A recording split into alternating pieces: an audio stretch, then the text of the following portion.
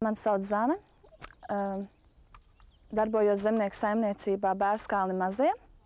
Šī saimniecība darbojās jau 4 gadus. Mēs piedāvājam vingliemežu produkciju.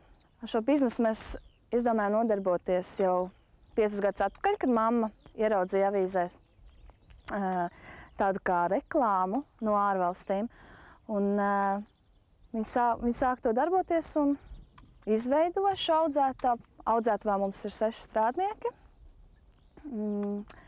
Barojam mēs ar dažādu barību. Vasarā viņi ēd dažādus dārzeņus, augļus. Ļoti patīk lietus. Šī gaļa ir īpaša ar taukskābēm, omega-3 un omega-6, kas palīdz sirds un asinsvadu slimniekiem, kā arī pie kuņu saslimšanas gadījumiem. Lai šo biznesu uzsāktu, ir nepieciešama līdzekļi un var arī piesaistīt Eiropas naudas. Izaudzētos vingliemežus tālāk dod uz pārstrādi, pārstrādā gaļas filejā, un pārstrādes seks jau šogad būs arī Latvijā.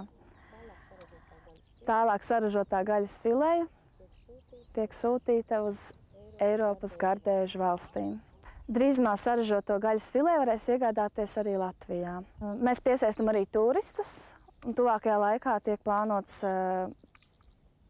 viena turistu grupiņa, kas būs 28. jūnijā. Ekskursijas notiks gan angļu, latviešu un krievu valodā.